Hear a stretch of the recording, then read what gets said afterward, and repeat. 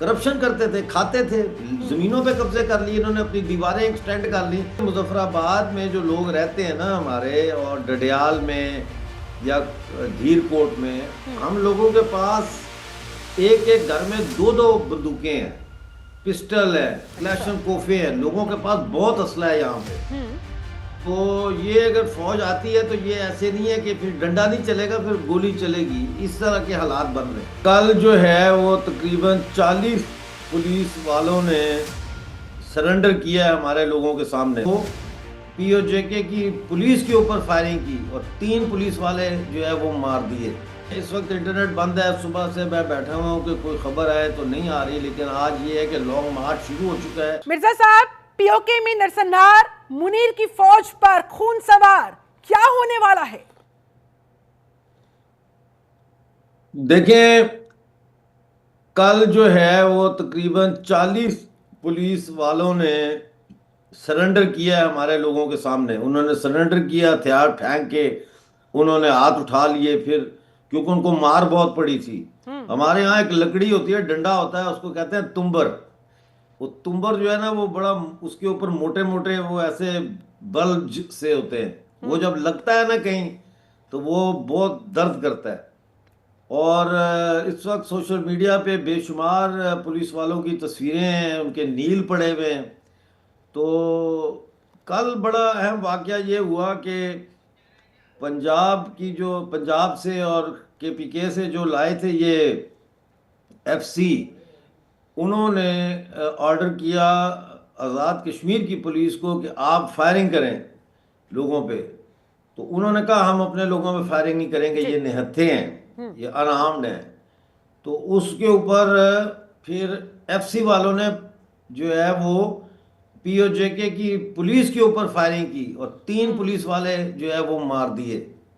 तो आपस में लड़ पड़े हैं ये अच्छा। पुलिस और पंजाब पुलिस और एफसी और हमारी जो पीओजेके की पुलिस है। हालात बहुत ख़राब है। इस वक्त इंटरनेट बंद है, सुबह से मैं बैठा हुआ हूँ कि कोई खबर आए तो नहीं आ रही, लेकिन आज ये है कि लॉन्ग मार्च शुरू हो चुका है। मुजफ्फराबाद की जानिब लॉन्ग मार्च सुबह 5 बजे शुरू हो गया था। तो रावला कोट से और दूसरे शहरों से लोग अब मुजफ्फराबाद की जानिब जा रहे हैं। ये प्लान सी है। प्लान ए ये था कि हड़ताल की जाएगी और दैट्स इट। प्लान बी था कि अगर इन्होंने तशद्दुद किया तो फिर जो है वो तशद्दुद का जवाब दिया जाएगा। और प्लान सी जो है वो ये है कि मुजफ्फराबाद जाया जाएगा। और प्लान डी भी है, वो ये है कि अगर इन्होंने अब कोई शरारत की तो फिर आमने सामने फायरिंग होगी। आपको मैं बताऊं कि मुजफ्फराबाद में जो लोग रहते हैं ना हमारे, और डडियाल में या धीरकोट में, हम लोगों के पास एक एक घर में दो दो बंदूकें हैं, पिस्टल है, क्लैशन कोफे हैं, लोगों के पास बहुत असला है यहाँ पे। तो ये अगर फौज आती है तो ये ऐसे नहीं है कि फिर डंडा नहीं चलेगा, फिर गोली चलेगी, इस तरह के हालात बन रहे हैं और हालात बेकाबू हो गए। हालात बेकाबू होते हुए ऑलरेडी नजर आ ही रहे हैं। बड़ी संख्या में लोग सड़कों पर उतरकर नारेबाजी कर रहे हैं, प्रदर्शन किया जा रहा है और बड़ी संख्या में प्रदर्शनकारियों के ऊपर पाकिस्तानी आर्मी की तरफ से जो गोलियां बरसाई गई है, ऐसे में स्थिति बद से बदतर होती हुई। लेकिन सर, सवाल खड़ा होता है कि पीओके में अचानक इतना बड़ा प्रदर्शन कैसे शुरू हो गया? अचानक जनता के पास इतनी ताकत कहां से आ गई? देखें, कोई चीज भी अचानक नहीं होती। एक छत जब गिरती है ना तो आप खबर देते हैं कि आज फलां जगह पे अचानक छत गिर गई, मलबे के नीचे खानदान के इतने लोग दब गए। वो छत अचानक नहीं गिरती। वो छत उस वक्त गिरना शुरू हो जाती है जब उसको बनाने के वक्त उसके सीमेंट में जब मिलावट करते हैं तो वो उस वक्त से वो गिरने का अमल शुरू हो जाता है। वो तो जब गिरती है ऐसे करके, वो तो सिर्फ एक फाइनल उसकी स्टेज है। पीओजेके के लोगों में ने भी अचानक ये नहीं हुआ। ये पिछले 70 सालों का जुल्म, पिछले 70 सालों की एक्स्ट्रा जुडिशियल किलिंग्स जो हमारे लोगों की करते रहे, पिछले 70 सालों से जो हमारे लोग बेरोजगार पूरी दुनिया में थर्ड क्लास जॉब्स करने के लिए मजबूर हैं, ड्राइवर, सिक्योरिटी गार्ड, कुक्स, स्वीपर, क्यों? क्योंकि डिप्राइव किया गया हमारे इलाके को, इंडस्ट्री नहीं है, जॉब्स नहीं है। हमारे यहाँ सबसे बड़ी जो जॉब है वो सरकारी जॉब होती है, सरकार उसमें लोग जाते हैं। तो वो भी जब कोई रिटायर होगा तो उसकी वैकेंसी होगी, तो इतने तो वैकेंसीज नहीं है।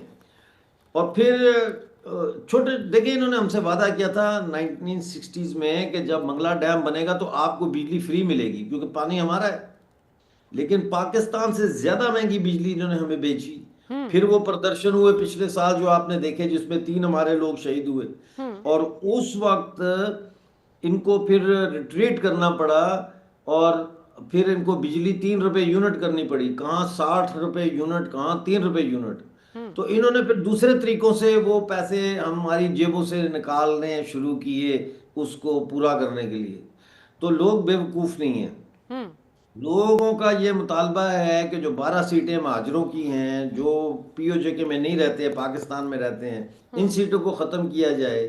वही शख्स इलेक्शन लड़े जो पीओजेके का रहने वाला है। जो 12 सीटें फौज इस्तेमाल करती है पीओजेके के अंदर कोई रेजोल्यूशन पास करना हो या रोकना हो उसके लिए, तो वो एक तो ये। दूसरा, आप कहते हैं माँ बाप, लेकिन आप जो है वो पेंशनें इतनी बड़ी बड़ी भारी भारी पेंशनें अपने लिए ले रहे हैं। प्राइम मिनिस्टर की तनख्वाह है कि कम से कम 8 उसके साथ एंट्रॉज होता है जो काम करता है, जिसमें क्लर्क है, ड्राइवर है, ये वो सेक्रेटरी, सारे उनकी तनख्वाहें हैं। इसी तरह जो रिटायर्ड प्राइम मिनिस्टर्स हैं उनको भी उतना ही स्टाफ देते हैं।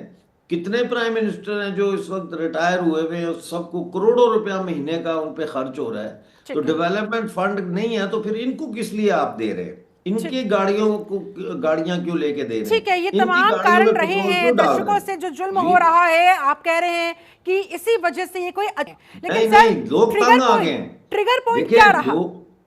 जी जी,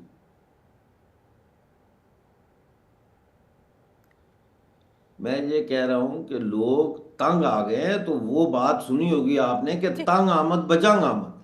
हमारे लोग एक तो बहादुर बहुत हैं, जफाकश है, काम मेहनत करने से नहीं कतराते, मेहनत करते हैं बहुत। ठीक है, उनको अगर वो किसी को नहीं छेड़ते। लेकिन वो कहते हैं ना कि आपको बर्दाश्त की भी एक सीमा होती है, और आपके बर्दाश्त की मुताबिक सीमा अब होती वो है, बर्दाश्त बिल्कुल। की सीमा खत्म ये हो चुकी अच्छा है। आपने जुमला कहा, इसके ऊपर मजमून लिखना चाहिए, बर्दाश्त की सीमाएं। बड़ा अच्छा लफ्ज आपने यूज किया है, बड़े अच्छी जगह पे। तो अब हमारी बर्दाश्त की सीमाएं जो है ना वो पार हो चुकी हैं। अब हम मजीद बर्दाश्त नहीं कर सकते। फिर देखो इनकी दीदा दिलेरी 22 अक्टूबर 1947 को पाकिस्तान ने रियासत पे हमला किया है, और किताबों में पढ़ाते हैं कि हिंदुस्तान ने कब्जा किया हुआ है। अब पुराने लोग नई नस्ल को तो अपने बच्चों को बताते हैं ना, मतलब मैं अपने बच्चों को बताऊंगा, मेरे बच्चे अपने बच्चों को बताएंगे, मैं मर भी गया तो वो सच्चाई तो सीना बसीना चलती रहती। तो लोगों को पता है इस चीज का।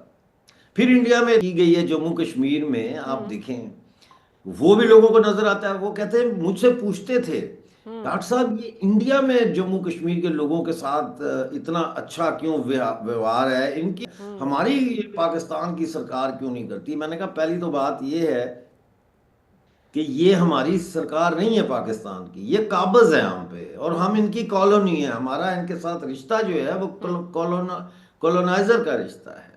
और ये लूट मार के लिए इन्होंने हम पे कब्जा किया। हमारा पानी, हमारे जंगल, हमारे कीमती जो मिनरल्स हैं, प्रेशियस स्टोन्स हैं, एक्सेट्रा, एंड हर्ब्स।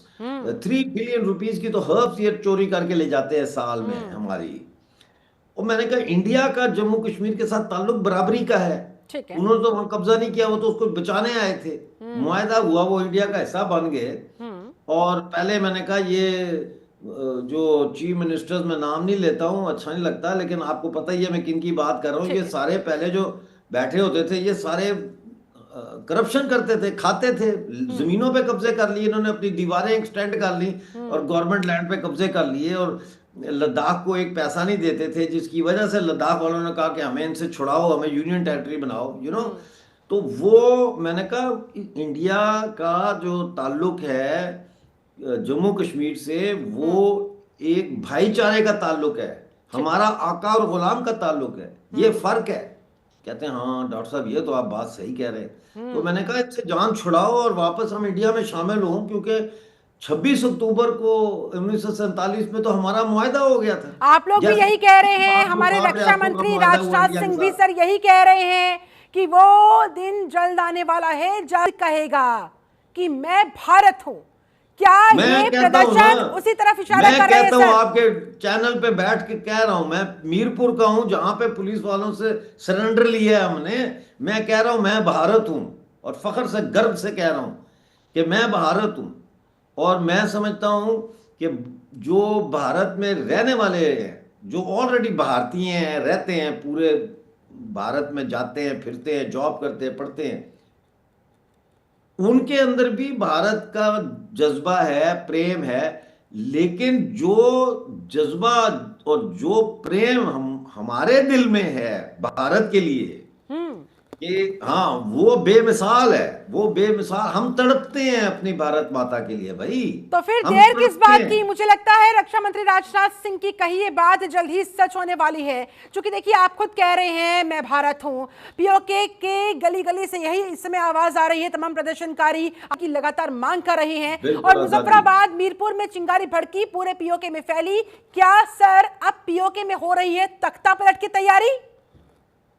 मैं समझता हूँ कि बदकिस्मती से जो लीडरशिप है जॉइंट अवामी एक्शन कमेटी की, वो उस हद तक नहीं जाएगी और वो कॉम्प्रोमाइज़ करेगी। ये मेरा अपनी असेसमेंट है, इसलिए कि ये लोग भी मुतालिया पाकिस्तान के मारे हुए लोग हैं। इन लोगों के अंदर भी बहुत ज़्यादा इस्लाम का और हिंदू से नफरत का और इस तरह का है। लीडरशिप की बात कर रहा हूँ, हम जनता की बात नहीं कर रहा। जनता कहीं कुछ और मांग रही है, लीडरशिप कुछ और कह रहे हैं। तो इसलिए तख्ता पलट हो भी सकता है, लेकिन इसके लिए मैं समझता हूँ कि भारत की तरफ से आवाज उठनी चाहिए ना। राजनाथ सिंह को अब बयान देना चाहिए कि आ जाओ, ये बयान देना चाहिए कि भाई आ जाओ अब। इसी तरह से अमित शाह जी को जो है वो बयान देना चाहिए, और जो जयशंकर जी हैं उनको पाकिस्तानी हाई कमिश्नर जो दिल्ली में बैठा है, या उसकी जगह जो भी इंचार्ज बैठा है, उसको बुलाना चाहिए, एक्सप्लेनेशन ले कि तुम भारतीय नागरिकों के ऊपर क्यों तुमने गोली चलाई। 16 लोग मर चुके हैं अब तक, ठीक है। ठीक है ना, 200 से ज्यादा जख्मी हैं, पौने 200 तो पुलिस वाला जख्मी हुआ है, ठीक है ना। तो अगर आप ये कहते हो कि हम भारतीय नागरिक हैं, हमारा तो चलो कहना एक बनता ही है, हम तो कह रहे हैं मैं भारत हूं, लेकिन भारत की सरकार अगर ये समझती है कि ये भारत का अटूट अंग है और ये भारतीय नागरिक हैं हम सब, गिलगित बल्तिस्तान और पीओके के, तो फिर आप सोचिए कि इस वक्त गोली जो है वो भारतीय नागरिक पर चल रही है।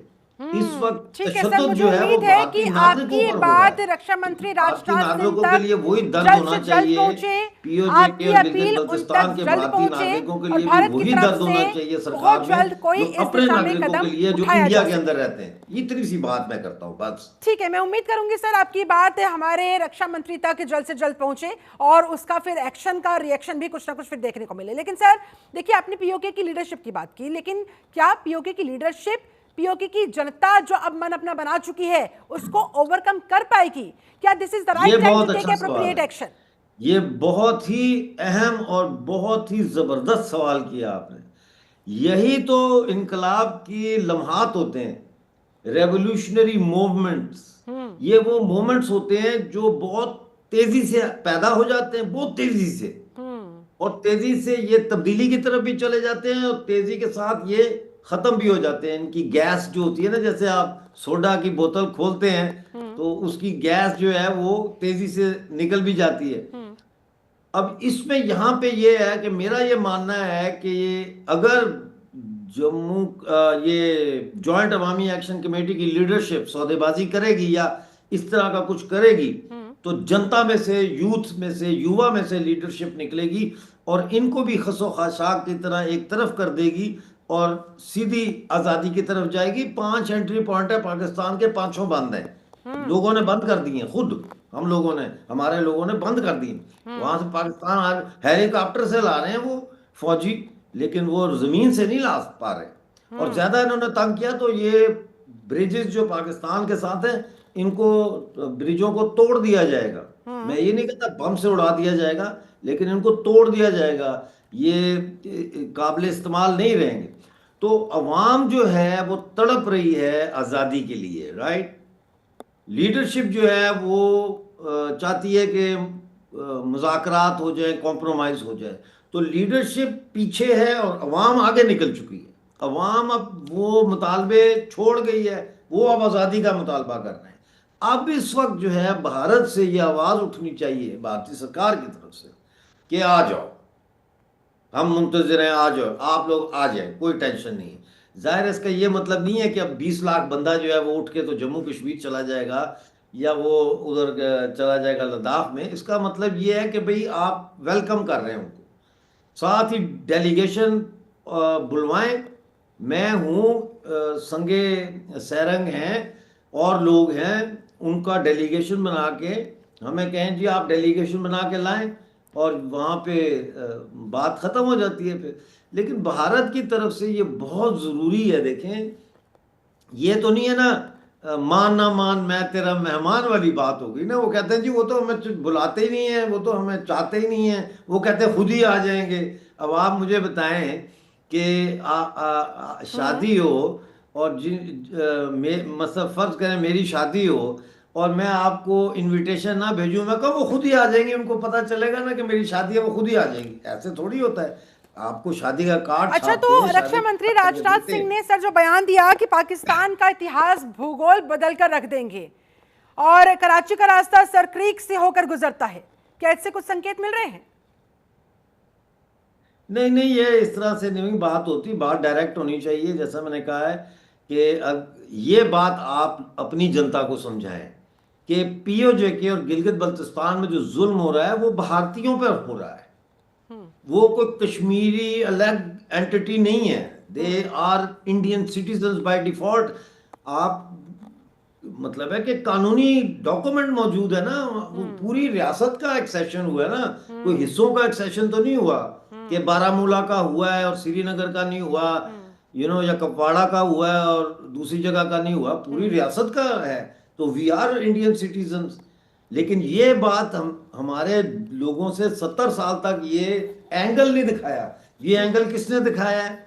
ये एंगल मैंने दिखाया है।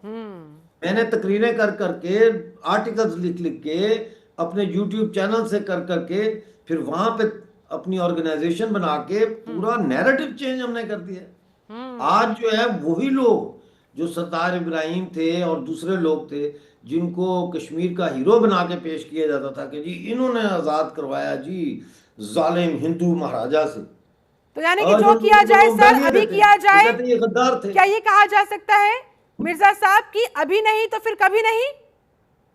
नहीं नहीं, मैं ये अल्टीमेटम वाली बात नहीं करना चाहता। अभी नहीं तो कभी नहीं, इतनी सख्ती नहीं होनी चाहिए, ठीक है, दरवाजे खुले रखने चाहिए।